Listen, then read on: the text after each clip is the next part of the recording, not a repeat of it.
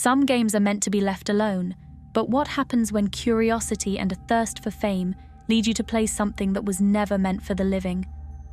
All right, everyone, smash that like button. Tonight we're playing Midnight Hide and Seek. Let's see if the rumors are true, said Jake, grinning at the camera. The group of 5 teenagers stood at the edge of the forest, the glow of their phone screens illuminating eager faces. The live stream was already pulling hundreds of viewers, each egging them on in the comments. "This game is cursed," one comment read. "Don't do it," warned another. But warnings only added to the thrill. They had found the rules for the game online, buried deep in a subreddit dedicated to urban legends. The rules begin at midnight. The seeker is summoned by lighting a black candle and chanting, "Come find us and we'll never tell." Hide before the candle burns out. If the seeker finds you, they take your place. "It's just some dumb old ritual," Jake said, brushing off the unease that lingered in the air. "Come on, it's gonna go viral." The clock struck midnight, and the group stood in a circle. Jake lit the black candle, its flame flickering unnaturally, and they chanted in unison, "Come find us, and we'll never tell."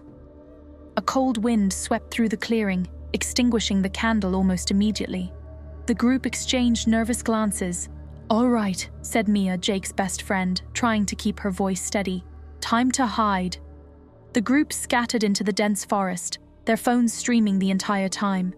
One by one, their screens went dark as they switched off their flashlights to stay hidden. Jake crouched behind a large tree, his heart pounding with a mix of excitement and fear. The chat on his live stream was blowing up. "Do you hear that?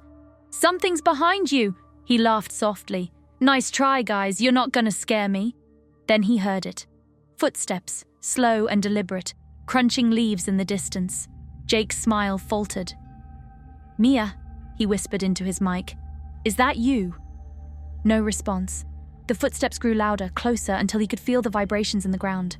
Jake held his breath, peeking around the tree. In the dim moonlight, he saw a shadowy figure, tall, thin, and moving in unnatural, jerky motions. It wasn't Mia. It wasn't anyone he recognized. "Guys," he whispered, his voice trembling, "I think there's someone out here." The chat erupted with comments. "Run! Get out of there!" Jake slowly backed away from the tree, trying not to make a sound. But then, a branch snapped under his foot. The figure's head snapped toward him with a horrifying speed. Its hollow eyes glowed faintly in the dark. Elsewhere, Mia was huddled in a hollowed-out log.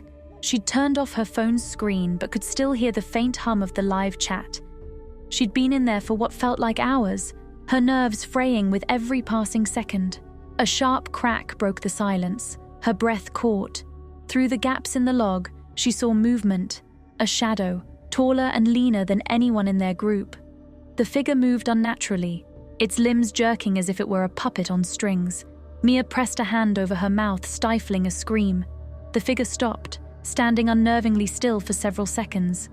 Then, without warning, it crouched down and began crawling toward her hiding spot, its limbs bending in ways that defied logic.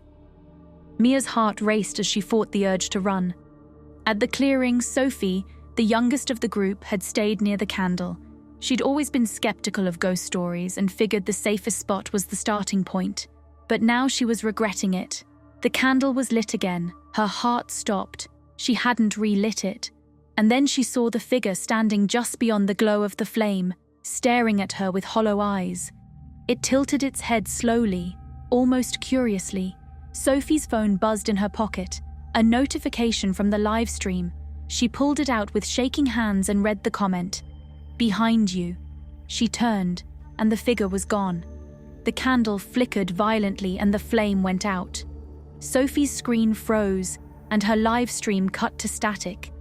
One by one, the group's live streams cut out. First Sophie's, then Mia's.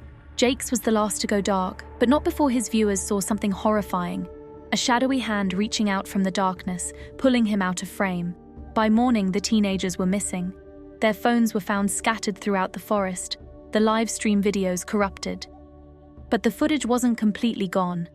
Bits and pieces surfaced online, showing distorted glimpses of the figure, a twisted humanoid shape with empty eyes and a mouth that never moved but always seemed to be smiling. The last few seconds of Jake's stream were the most disturbing. The shadowy figure leaned into view, staring directly at the camera. Then, in Jake's voice, it said, "Your turn." A week later, a new live stream appeared online. The account belonged to Jake, but the person on screen wasn't him. It looked like him, spoke like him, but something in its eyes was wrong. "Who's ready to play?" it asked, smiling that unnatural smile, and the cycle began again.